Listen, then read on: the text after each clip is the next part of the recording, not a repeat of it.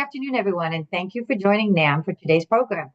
The Sidewalks of New York, a review of cases and laws applicable to sidewalk, trip, slip, and fall cases in the 5 boroughs. Presented by Michael B. Titowsky, a NAM neutral. Please note that this program is being recorded.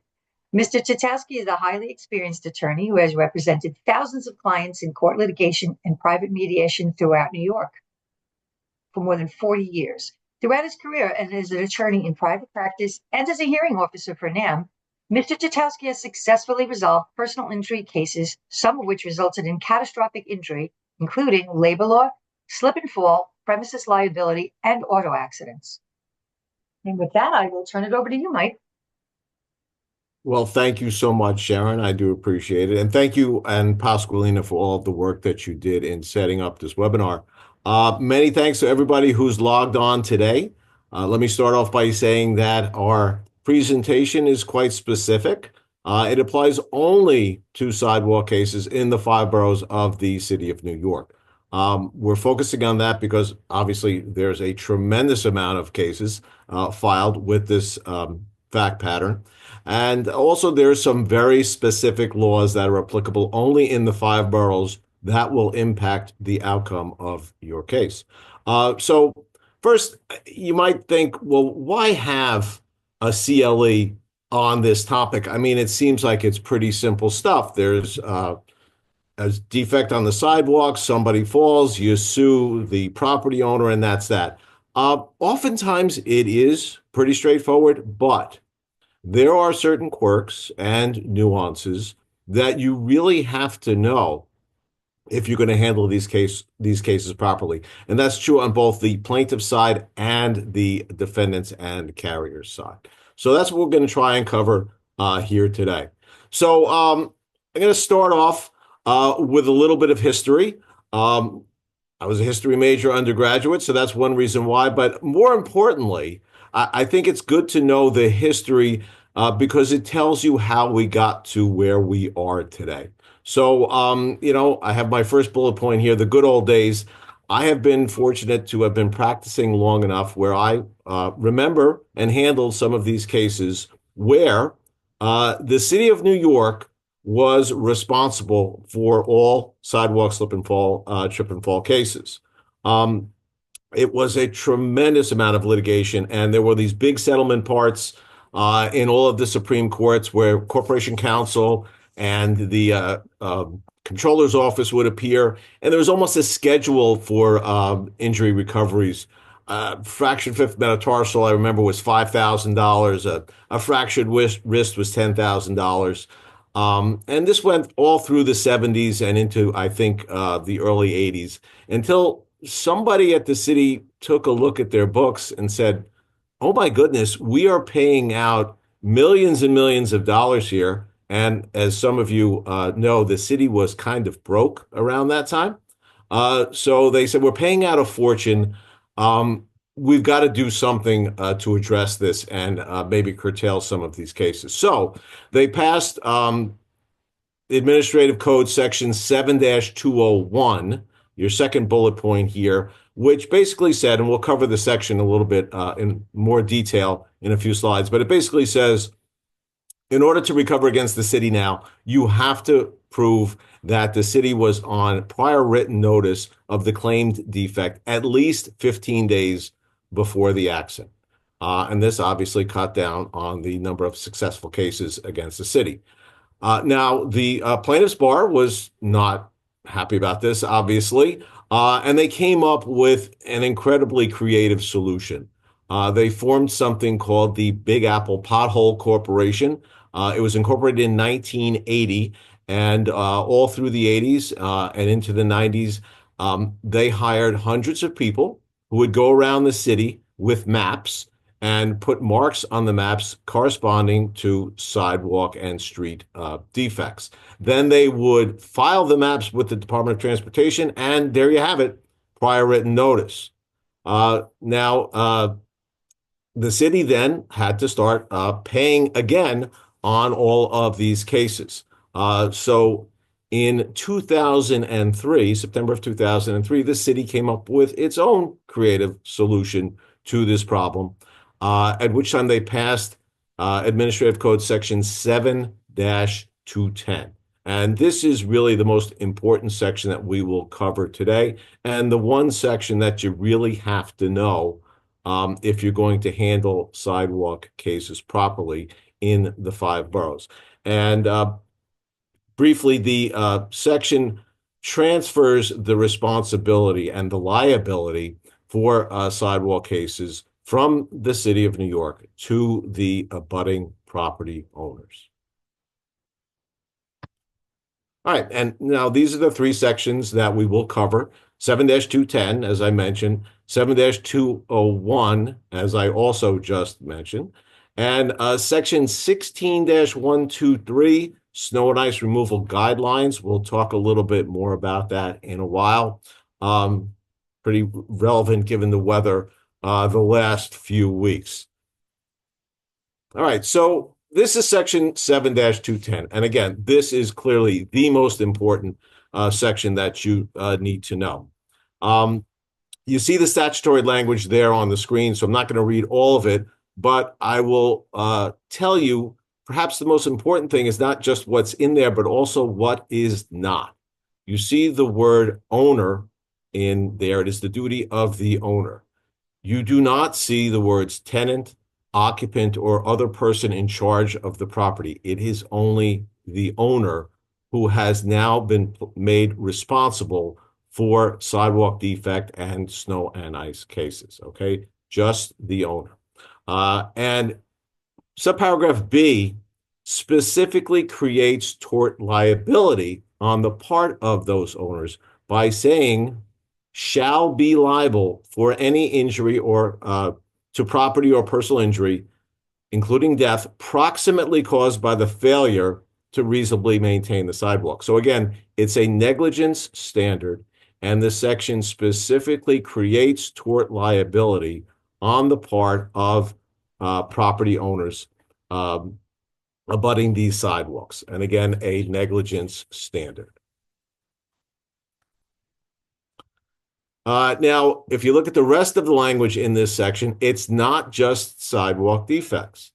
Owners are now also on the hook as of September 1, 2003. They're on the hook for snow, ice, dirt, and other materials. So if some debris is strewn across the sidewalk of a property owner and they knew or should have known about it and didn't take the necessary steps to clean it up, somebody trips over it, that makes them responsible, again, under section 7-210 of the administrative code.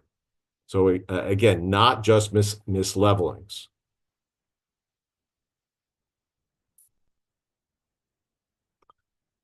All right, now before I get into the last part of section 7-210, I'm going to ask the first of our New York City trivia questions.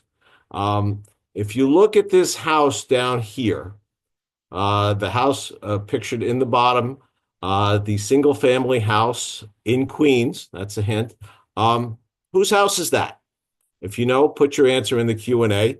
You won't receive any extra credit, and I can't hand out any prizes, obviously, but you will have our respect and admiration. It is a pretty famous house. Getting back to this statute, the 7-210 does not apply to 1, 2, and 3 family homes that are occupied in whole and part by the owner, and you have to satisfy both, and are used exclusively for residential purposes. So let's take a hypothetical looking at this 2-family house here on the left-hand side. If the owner lives in these 2 upper floors and rents this bottom apartment to someone else and it's used for residential purposes, there's an exception to 7-210, and they would not be liable for sidewalk defects in snow and ice in front of this premises. Change our fact pattern slightly. The owner lives up here, but they rent out this bottom space to a dentist or some other profession. Then, of course, the property would not be used exclusively for residential purposes, and 7-210 would apply, and that owner would be responsible for maintaining that sidewalk in a reasonably safe condition.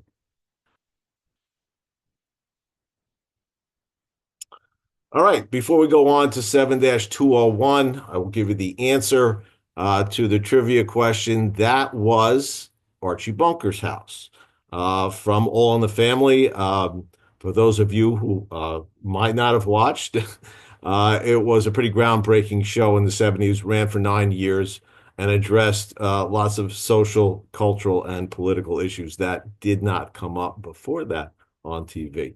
Archie lived in Queens, of course.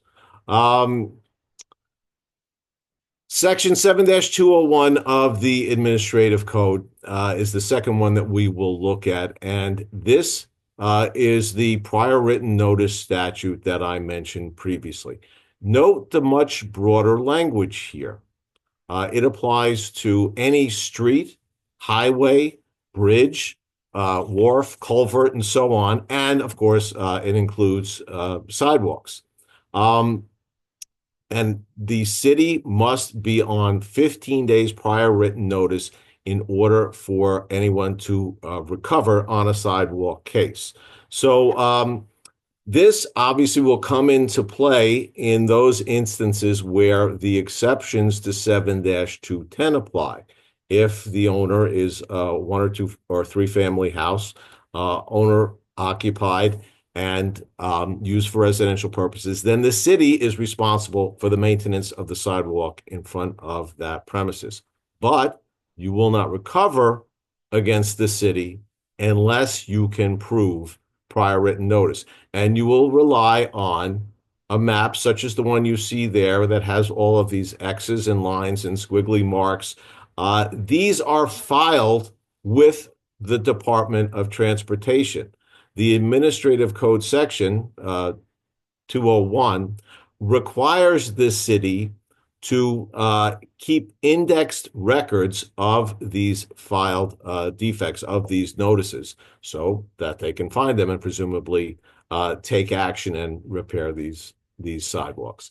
So that's 7-201. It is still in effect, but obviously not used as much, given that most sidewalks will be the responsibility of the property owners. And by the way, there are almost 13,000 miles of sidewalk in the 5 boroughs of New York City.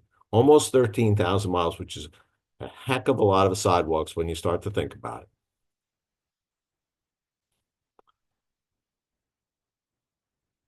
All right, our last administrative code section is 16-123, and it deals with snow and ice removal guidelines. Now, basically what it says is that you, as an owner, lessee, tenant, occupant, or other person having charge of any building, okay, again, note the much broader language here as compared to 7-210. We have lessees, tenants, occupants, and people in charge of a building. They have an obligation to remove snow basically within 4 hours of when it stops snowing, except we don't count the hours between 9 p.m. and 7 a.m. because obviously you wouldn't be expected to wake up in the middle of the night and go shovel snow. But these are the requirements under 16-123. Now, this statute, this administrative code section, I should say, technically not a statute, was passed before 7-210 went into effect. However, it's important to note that the statute in and of itself, the code section in and of itself, 16-123, does not establish tort liability. Okay, very important to understand that. You can be fined for violating this particular code provision, but it does not create tort liability.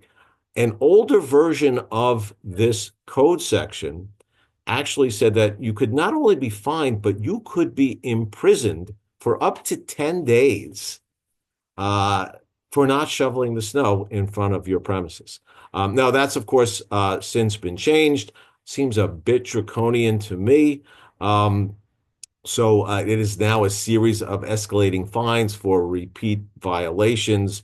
But again, the key thing to remember is 16-123 doesn't create tort liability, but it does provide guidelines which allow you as a plaintiff or a defendant to argue that the conduct was reasonable or not under the circumstances.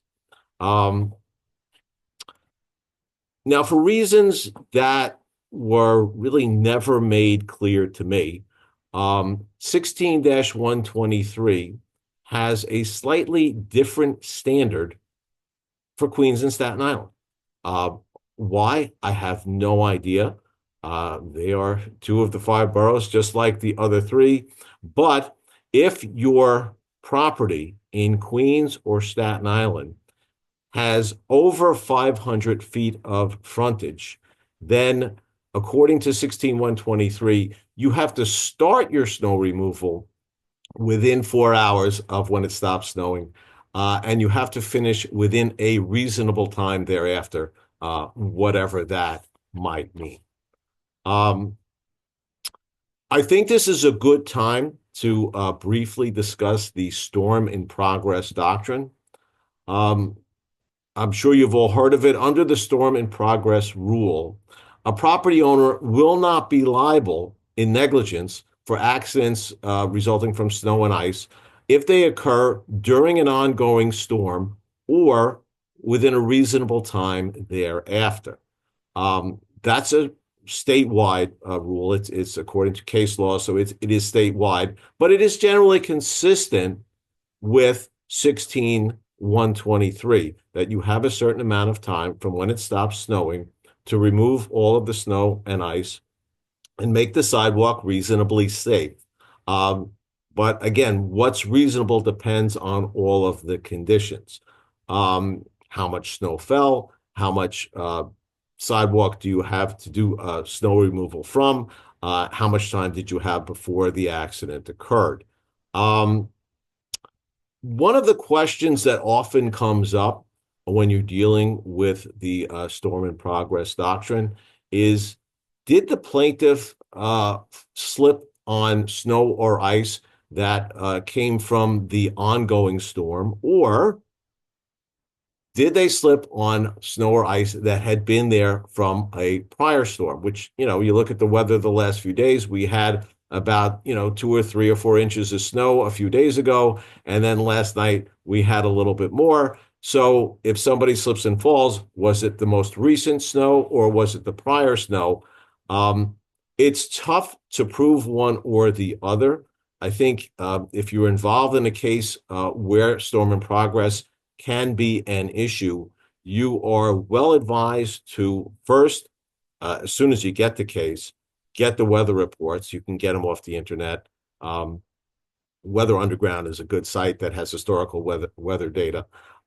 Get the weather reports first and foremost, and then consider whether you need to retain a weather expert who can then interpret the weather data and provide an expert opinion as to when it stopped snowing and what the conditions actually were when the accident occurred.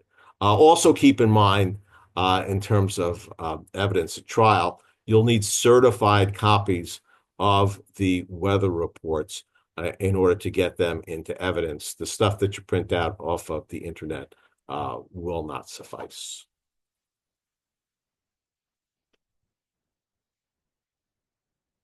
Okay, so before we get into the case law, I want to just go over some things that you should think about, some things to consider as we discuss these various cases, or any sidewalk case.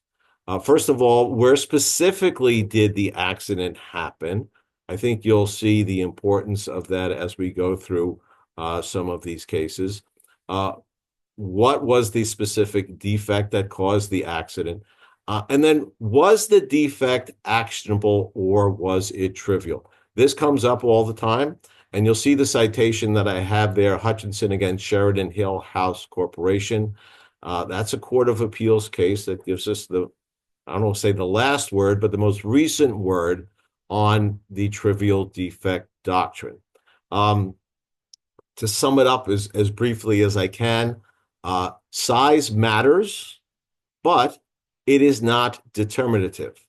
There is no minimum height that's required. You can't say, oh, it was less than half an inch, ergo it absolutely was trivial. And you can't say the opposite as well. There's no minimum height according to the Court of Appeals. You have to look at all of the factors, including the specific location of the defect. That is, was it in an area with heavy pedestrian traffic? And also, what is the nature of the defect? If it was perhaps a jagged edge that is more likely to catch someone's foot, then it could be considered not trivial and therefore actionable under 7-210. Lighting can also be a factor. Under Hutchinson, again, it's not clear exactly what's trivial and what's actionable, but it does give us some guidelines. Again, you're well advised if you get one of these cases, either on the plaintiff side or on the defendant side, to get an inspection done of the area of the accident as soon as you can, because in some cases, sidewalk defects get repaired. And if the defect in your case gets repaired 6, 8, 10 months later, whatever, and you have not had an inspection by an expert, you will be much more limited in being able to advance the trivial defect case or overcome the trivial defect argument if it's made by the defendant and the plaintiff has not gotten that opinion. So again, an inspection of the accident scene is always appropriate, and the retention of an expert goes a long way in these cases, which may or may not involve a trivial defect. Notice, of course, is always an issue in sidewalk cases. So what are the notice allegations and what is the proof supporting the notice? Who's responsible for the sidewalk? That's the thing that we're going to look at, I think, the most when we review these cases. Who has responsibility for the sidewalk maintenance and repair? And as we'll see in the Sangaré case, Court of Appeals case, we'll talk about towards the end of our presentation, can more than one party be responsible? The answer is yes, as you will see.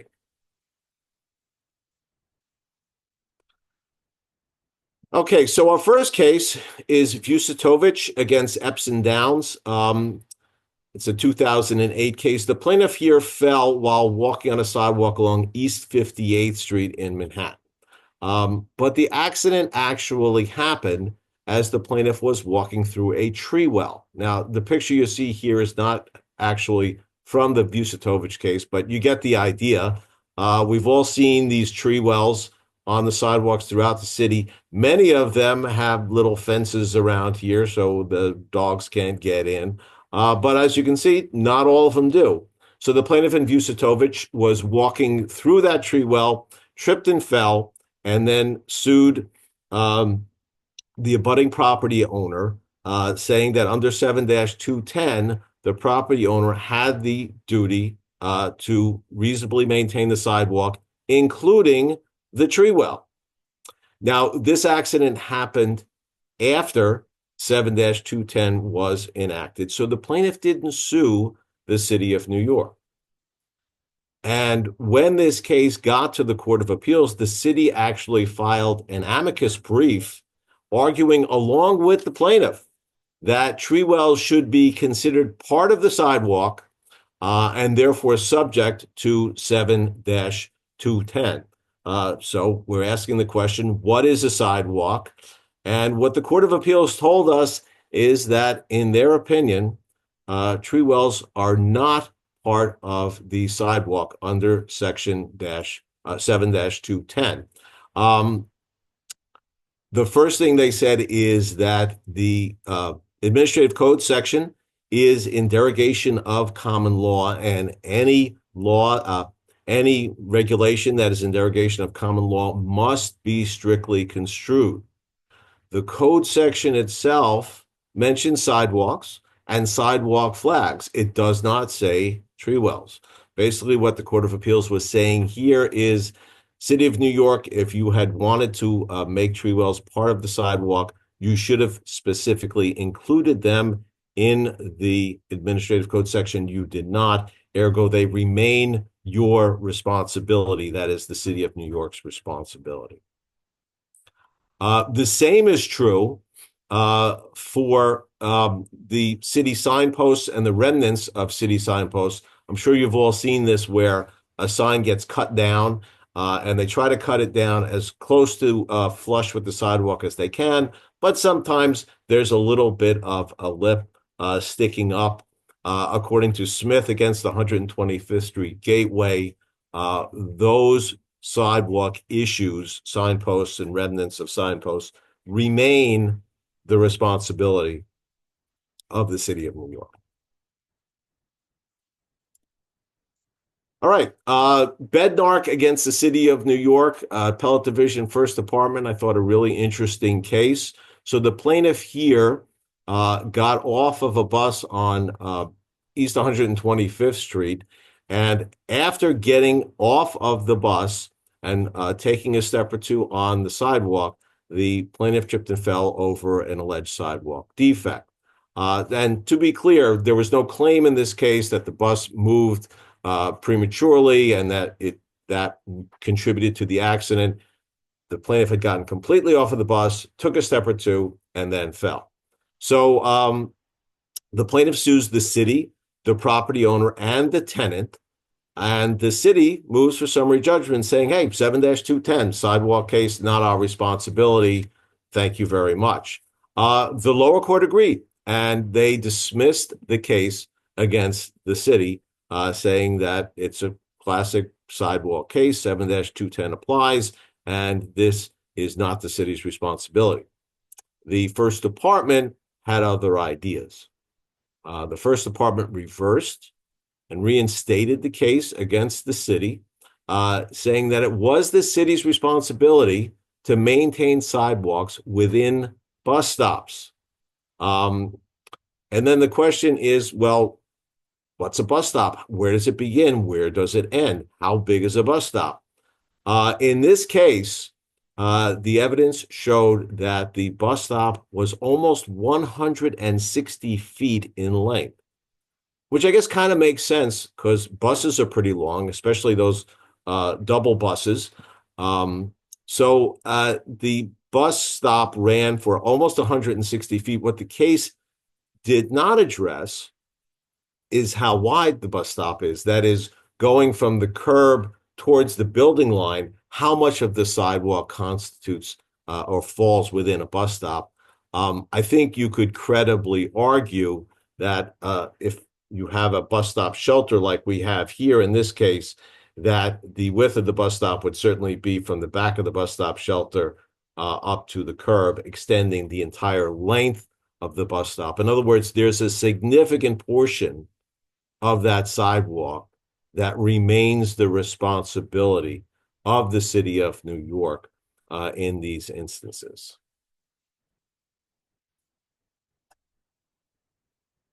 Okay.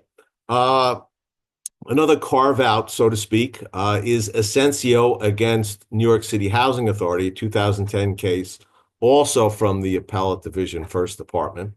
In Asensio, the plaintiff fell because of a defect on the curb in front of the defendant Neitsch's building. The defendant Housing Authority moved for summary judgment, saying the curb is not part of the sidewalk, and therefore we cannot be liable under Section 7-210. Now, if you think about a sidewalk just in everyday language, you would think that the curb would be part of it. But the housing authority came up with the idea that no, a curb is not part of the sidewalk. The lower court didn't buy it. They denied the motion, but the first department reversed and stated that the curb is not part of the sidewalk, and therefore the defendant had no liability to the plaintiff here under Section 7-210. The court relied upon another administrative code section, Section 19-101D, which actually defines a sidewalk in the city of New York. And it is that portion of a street between the curb lines or the lateral lines of the roadway and the adjacent property lines, but not including the curb, intended for the use of pedestrians. Why they defined the curb as being outside of the sidewalk, I have no idea. Frankly, makes no sense to me at all. But that is what the Administrative Code section says, and that is the holding in essentio. You should also note that this applies, as you can see from the last line here on the slide. This also applies to pedestrian ramps, as you can see pedestrian ramps there in the top photo. And you see these at almost every corner now. And according to Rodriguez against Themelian Realty, pedestrian ramps also remain the responsibility of the city of New York. They are not considered to be part of the sidewalk. Okay, so the next case is Fernandez against Highbridge Realty. But before I discuss the facts of the case, here's our next trivia question. Do you recognize these steps? Why are these steps now an actual tourist attraction here in New York City and specifically in the Bronx? In Fernandez, the plaintiff fell on steps that ran from Shakespeare Avenue to Anderson Avenue in the Bronx. Now, those of you who live or work in the Bronx or maybe in Upper Manhattan, there's some pretty hilly areas there. So we actually see this a lot where instead of having a roadway connecting two streets, we have a set of steps. And there's obviously no vehicular traffic allowed. And it's pedestrian only. And those steps connect one street to the other. In this case, as I said, Shakespeare Avenue and Anderson Avenue. So the plaintiff here fell on the steps and sued the abutting property owners, I think on both sides of the steps, claiming that the steps were, quote, the functional equivalent of a sidewalk, and therefore they should fall under Section 7-210 of the Administrative Code, and the abutting property owners should be responsible in this case. There is language in 7-201, again, the prior written notice statute that we mentioned for the city of New York. There's language in there that mentions steps and stairways. But again, that section only applies to the city and has much broader language, as we noted earlier. It doesn't apply just to sidewalks, but also to bridges, culverts, and so on. In any event, the plaintiff's attorney in Fernandez made this argument saying that we should have a broader definition of sidewalk, and these steps should be considered a sidewalk.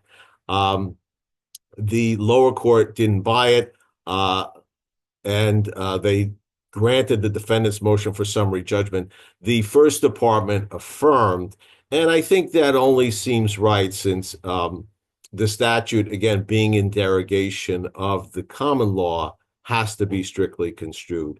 And it didn't say steps, it didn't say stairs, it just says sidewalks. So again, if you have this unusual fact pattern, those steps would not fall under Section 7-210. And as some of you have probably figured out by now, the reason you might recognize these steps, those are the Joker steps where Joaquin Phoenix did that dance in the 2019 film. All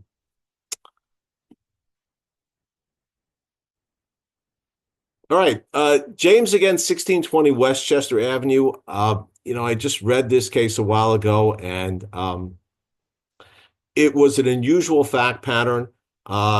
So I had some trouble agreeing with it, but you tell me if you think I'm wrong. Um, you can see from the picture here, this is a Google Maps photo of the area where the accident happened, that it's a triangular shaped parcel of land. This is Westchester Avenue out here where you see the elevated train. And then there's a street coming down here and another one coming here to form a triangle.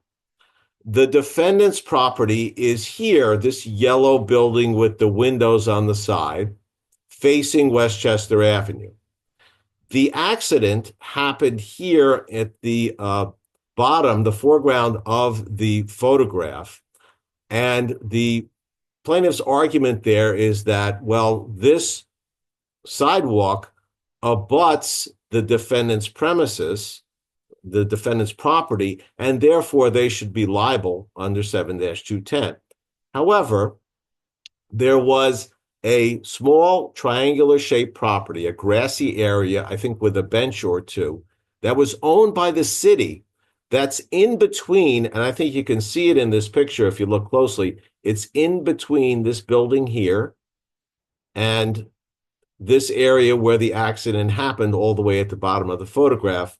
It's this area in between that's owned by the city. And the argument was, well, this doesn't really abut our property. This is the defendant on their motion for summary judgment. It doesn't really abut our property, so we should not be responsible for an accident that happened all the way over there. The dictionary definition of abutting is to be adjacent to border on, or to end at. So for me, if I'm applying the ordinary everyday usage of that word, I don't think this area down here abuts property all the way over here. However, the Appellate Division First Department disagrees, and they said, yes, this actually is an abutting sidewalk. An important point, if you read the decision, which gets a little technical, but an important point is that there was no separate tax lot assigned to that grassy area, nor was it designated as a park. So I get the impression if it had been designated as a park, or if it had a tax lot assigned to it, we would have had a different result. But since neither of those were true, it's like it was never there. And the defendant was held to be responsible for an accident happening all the way over here on this sidewalk, even though the property was all the way back there. We're moving on from the James case to Kaufman against Silver. It's a Court of Appeals decision. Now, the accident here actually did not take place within the 5 boroughs of New York, but this is one of the leading cases on the doctrine of special use. And special use is something that you should know if you're going to be handling sidewalk cases. So the plaintiff in Kaufman fell on a defective handicap access ramp that was outside of the defendant's shopping center. The plaintiff admitted that her accident did not happen within the boundary lines of the defendant's property. However, the plaintiff claimed that the handicap access ramp was allegedly installed to provide access to the handicap parking spaces that were inside the defendant's boundary lines, and therefore the defendant had a special use of that sidewalk and could therefore be responsible for the accident. Now, what exactly is a special use? This is when a property owner or a tenant or an occupant of the premises has been given permission by the municipal authority to, quote, interfere with a public street or sidewalk solely for private use and convenience that is in no way connected with the public use, okay? If the abutting landowner or the occupant derives a special benefit from that public property unrelated to the public use, the person obtaining that benefit is required to maintain the property. If you have a special use of a portion of the sidewalk, then you have to maintain that portion of the sidewalk, even if you would not be liable under section 7-210. In other words, if you had, say, a one or a two or a three family home that would otherwise receive the protections of 7-210, but you have a special use of a portion of the sidewalk and the accident happens in that area, then you still can be liable. The most obvious example, I think, of a special use is the one you see there in the photograph, where there's a valve and a metal plate that will cover it for fuel oil delivery. That is clearly for the sole private use of the property owner. So that would be a very good example of a special use. The one on the bottom that says water could be covering a valve to a water main or other pipes involving a water main, but that may not be solely for the use of one property owner. In other words, that may provide water to everybody on the block. So it would be more of a public use and maybe would not give rise to to special use liability. So why does this matter to you? If the defendant in your case is a tenant and would not be liable under section 7-210, we'll talk about why that's true in a couple of cases. But if the defendant is a tenant and therefore not subject to 7-210, they can still be liable if they enjoy a special use of that area of the sidewalk. And again, the same would be true for 1, 2, and 3 family homes that would otherwise be exempt under 7-210.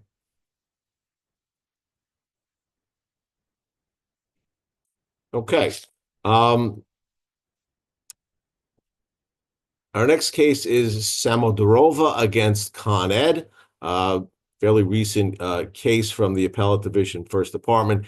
In this instance, there was an opening in the sidewalk, and the defendant, Con Ed, placed a plate over that opening.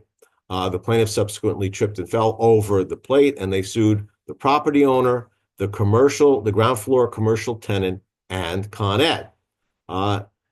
The key to this case can be found in a separate body of law that is separate and apart from the regulations found in the administrative code. It's called the Rules of the City of New York, and you can see the abbreviation here, RCNY. So section 2-07B of the Rules of the City of New York determined the outcome of the Samodorova case.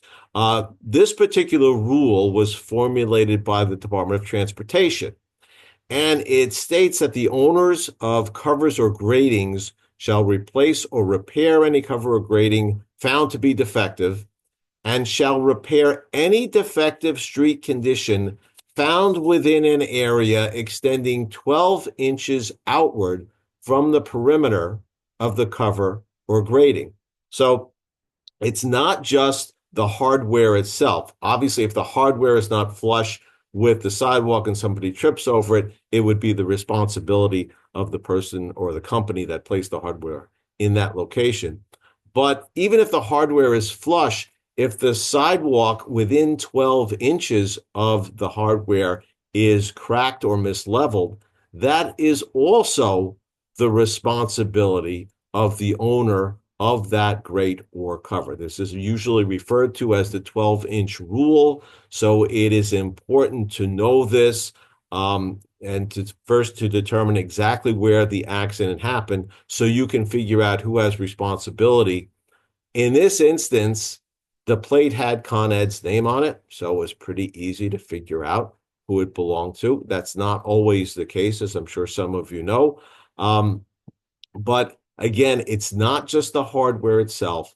It is also the 12 inches around the hardware that the owner of the grate or cover is also responsible for.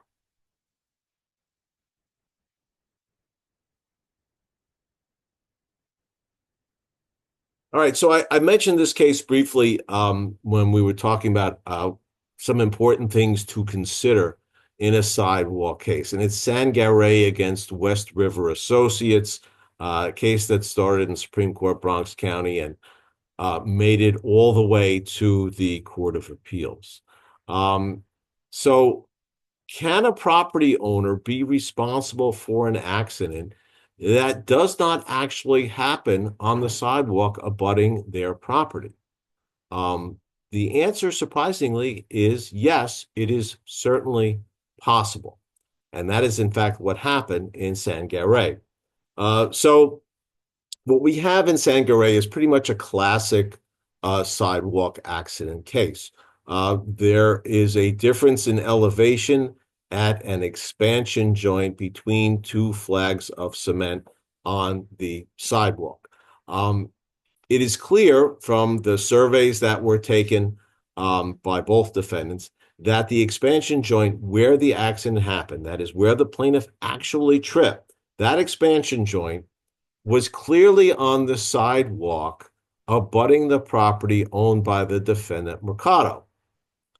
However, the plaintiff also sued the owner of the property next to the Mercados. That was West River Associates. And the argument there is that while the expansion joint where the accident happened was on the Mercado sidewalk, the downward sloping flag of cement that the plaintiff was walking on just before the accident happened also abutted the West River Associates property. That is, the downward sloping flag of cement abutted both buildings, both properties. Now, this is actually an unusual setup. If you look at sidewalks and expansion joints and how they relate to property lines, in most instances, not all, obviously, in most instances, the expansion joint will align with the property line so that people know where their sidewalk responsibility begins and ends. And if it's on the other side of that expansion joint, well, then that's your neighbor's responsibility. And if it's on your side, then you have to fix that side. But that was not the case in Sangaré. Again, no question that the defective sidewalk flag basically spanned the boundary line between the two properties.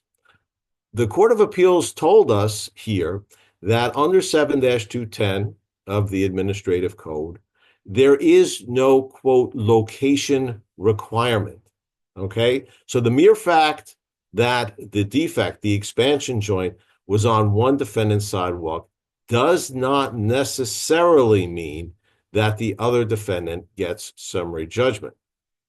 The court said the inquiry that you have to make is whether the neighboring owner's failure to comply with its statutory duties under 7-210 may have also been a proximate cause of the accident. Now, we all know from our first year of law school that you can have more than one proximate cause of an accident, and this was a classic case of just that. The location is not determinative according to the Court of Appeals in Sangaré. If the plaintiff can establish that the other defendant, in this case West River, was also negligent in their maintenance of their sidewalk, and that their negligence was a substantial factor, again, not the, but a substantial factor, then they can also be liable in this case. And I think, when you look at the actual photographs in the case, the defendant, West River, who took this appeal, said, how can we lose? It's clearly on their sidewalk. But again, the Court of Appeal said your negligence may have also contributed to the occurrence, more than one proximate cause, so summary judgment denied.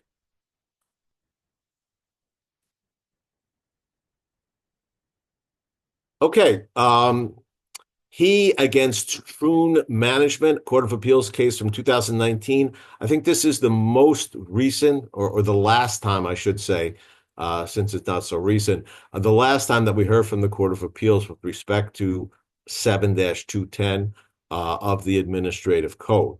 So what we had here, the plaintiff was an employee of the commercial tenant at the accident location. It was a warehouse building near JFK Airport in Queens. And the plaintiff's claim was that he slipped and fell on snow and ice on the sidewalk in front of the warehouse. So the plaintiff sued the owner of the building. Obviously, the plaintiff could not bring a direct action against the tenant because the tenant was his employer. So he sued the owner of the building, and the defendant argued that, hey, we are an absentee landlord.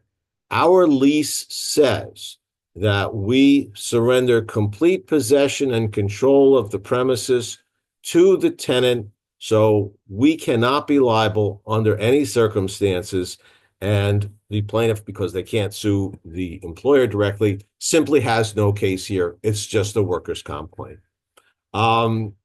The lower court denied the defendant's summary judgment motion in he, but the First Department reversed, saying that an out-of-possession landlord, the building owner here, could not be liable for a sidewalk snow and ice case, despite the clear language of 7-210, which says that owners are liable for such accidents, or can be if negligence is proven, of course.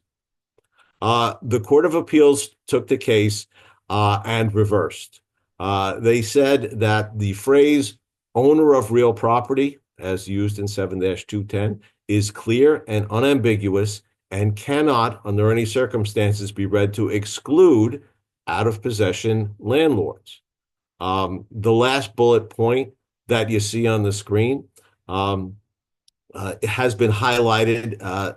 The court said that the text is the clearest indicator of legislative intent, and courts should construe unambiguous language to give effects to its plain meaning.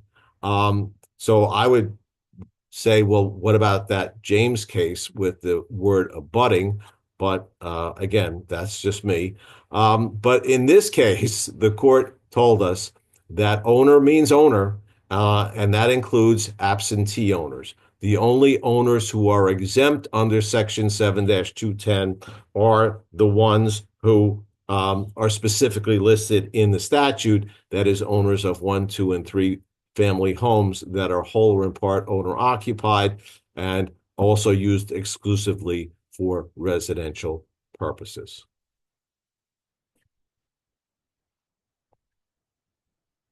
All right. The last case we are going to review here today is called Collado against Cruz. It's an appellate division First Department case decided in 2011. So the plaintiff here fell on the sidewalk in front of a building owned by the defendant Cruz.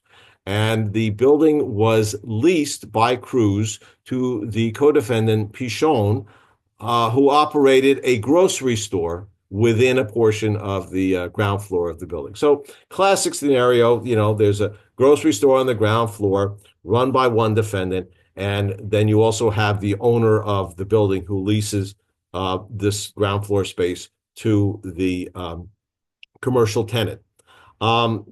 So the accident clearly happened in front of the grocery store. Nevertheless, the tenant moved for summary judgment, saying that as a tenant, it owed no duty at all to the plaintiff under Section 7-210. The lower court didn't buy it. They denied the motion, but the First Department reversed, telling us that the provisions of the lease that obligate a tenant to repair a sidewalk do not impose a duty on the tenant that runs to a third party, such as the plaintiff here. Now, I cannot overstate the importance of this case because a lot of people seem to be surprised by the fact that a tenant can't be liable under Section 7-210. But again, if you look at the language of the code provision, it doesn't say tenant. Other code provisions like 7-201 specifically refer to owner, tenant, occupant, person in charge of the property. 7-210 only says owner. So again, as a general rule, only the owner of the property will be liable under section 7-210. Now, there can be some exceptions here. Special use, like we talked about in the Kaufman case, would certainly be one. Also, if the tenant caused or created the defect, then they certainly could be liable as well. But as a general rule, most commercial leases will not create a duty on the part of the tenant that runs to a third party, such as the plaintiff. Now, of course, the tenant can and often is liable on the landlord's cross claims or third party action, but in many instances, the plaintiff will have to go through the landlord in order to get to the tenant. Now, this means that when you get assigned one of these cases, again, as a plaintiff or a defendant, or as a claims examiner, you need to really review that lease carefully to see what language affects the outcome of your case. Now, where do you most often see the lease provision in commercial leases that places sidewalk repair responsibilities on the tenant? There is a form that's put out by the Real Estate Board of New York, and it's called the Standard Form of Store Lease. Great title. This form is used in thousands and thousands of commercial rentals all throughout the city. This form lease has headings, just like the one you see on the screen, description of lease premises, term of lease, so on. Paragraph 30 of this form has a heading, elevators, heat, cleaning. Elevators, heat, cleaning. And in that paragraph, you will see language that says that if the demised premises is on the ground floor of the building, then the tenant has the responsibility to make all repairs to the sidewalk. Again, all repairs. It does not distinguish between structural and non-structural. It just says all repairs are the responsibility of the tenant. Now, why would you put that provision in a paragraph labeled elevators, heat, and cleaning? I have no idea. It's almost as if they were trying to hide it. This is why you need to review these leases really, really carefully to see who has the responsibility and what specifically that responsibility is. Also, as a side note, these leases will almost always have indemnification provisions running in favor of the landlord. You have to read those carefully as well. As a practical matter, even if the tenant is able to get the plaintiff's cause of action, the plaintiff's complaint dismissed as to the tenant, they will still face responsibility not just on the cross claim or the third party action, but also the lease provisions often require the tenant to indemnify the landlord in these sidewalk cases, and also to get insurance in their favor. That is, the landlord's going to be an additional insured on the tenant's policy. So the tenant and the tenant's carrier will often face responsibility in these sidewalk cases, despite the holding in Collado, but still important to know. All right, and that brings us to the end of our presentation here today. Again, I want to thank everybody for taking the time to tune in. I am going to take a quick look at, we've got a lot of questions here. So I was just going to say, you have a lot of questions, Mike. I certainly do. Starting with is the duty to maintain a sidewalk consistent with section 7-210 assignable to a tenant in a lease? Technically, I would say no, it's not assignable. It remains the owner's responsibility. It has been described in various decisions as a non-delegable duty. So they cannot actually assign it, but you certainly can transfer risk here by putting the necessary provisions in the lease, and also by having the correct indemnification language. I should also note a lot of indemnification language in leases states that the landlord is to be indemnified for accidents occurring within the demised premises. Um, Sidewalk is not part of the demised premises. The sidewalk still technically belongs to the city of New York. And when you enter into a commercial lease for a ground floor premises, you do not lease the sidewalk. So if that's the language, you could certainly make a strong argument that the indemnity would not apply. Let's see, in your experience, how successful have you been in arguing 7-210 applies to debris or garbage? For what it's worth, as I typed, you referenced it. All right, so the code provision by its terms specifically says that it applies to dirt and other materials. So again, I don't think there's any question about it. It is the owner's responsibility under Section 7-210 to keep that sidewalk reasonably safe. But like all transient conditions, notice is going to be a significant issue when you're talking about debris or garbage. They got several guesses on that house that I showed you.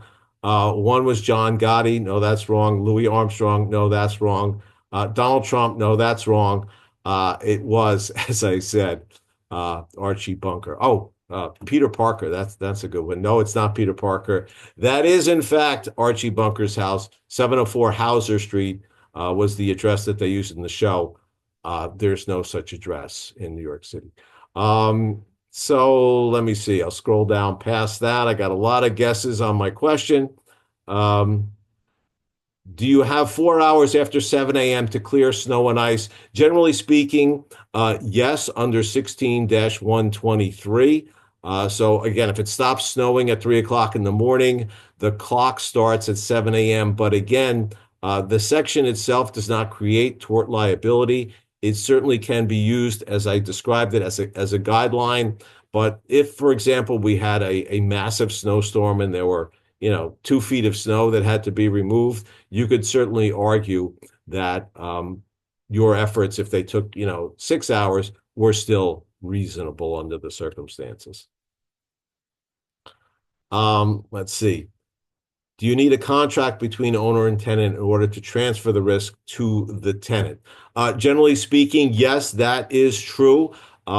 If you don't have a lease, if you're just going month to month with no written provisions, then the owner is going to be on the hook. If you have a lease, it will hopefully have risk transfer provisions in it. Hopefully, of course, if you're the landlord, it will have risk transfer provisions in it, such as making the tenant responsible for sidewalk repairs, having the tenant indemnify the owner, and also additional insured coverage.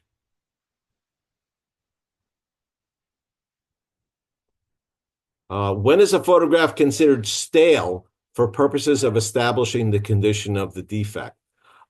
Really good question. And I'm going to say, as a general rule, never. It really depends on if anything's changed. I mean, theoretically, you could take a photograph years later, and if you lay the necessary foundation, does this fairly and accurately depict the conditions as they existed at the time of your accident, then it should come into evidence. However, it would be subject to a fairly rigorous cross to say that something taken 2 years later is exactly the same, or at least fairly and accurately depicting something that happened so long ago.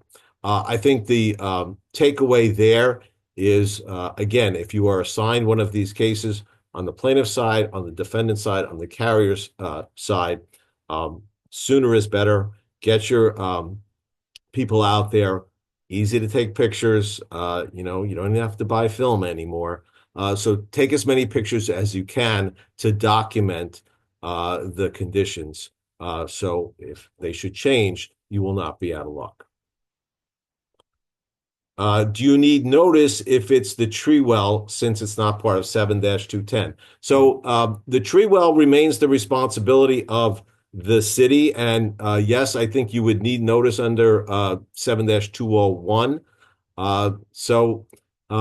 You can, though, and I've seen this in a lot of cases, even though the tree wells technically, legally should be the city's responsibility, according to the Vucetovich case, we often see abutting property owners making changes and sometimes maintaining and repairing tree wells. I can say just here in my neighborhood, I know that the building across the street put up those little fences around the tree well, and they made other changes to the tree well itself. They planted stuff there. So if that is the case, you can certainly make the argument that the abutting property owner created the condition maybe that caused your accident. But again, generally speaking, that should be the city's responsibility. Who's liable for the curb? The city remains liable for the curb. I got a lot of responses about the Joker stairs. So let's see.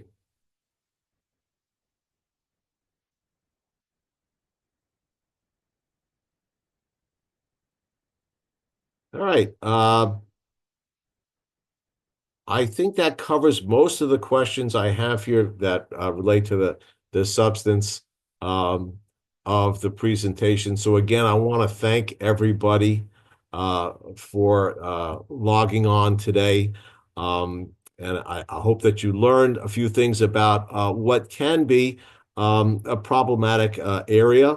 The last thing I'll leave you with is that I think sidewalk cases really lend themselves quite well to mediation, whether it's just a simple one-on-one or you have multiple parties. I think it's something that a mediator can always address. So again, many thanks to everybody for dialing in today, and we hope to see you soon at National Arbitration and Mediation. Thank you, Mike.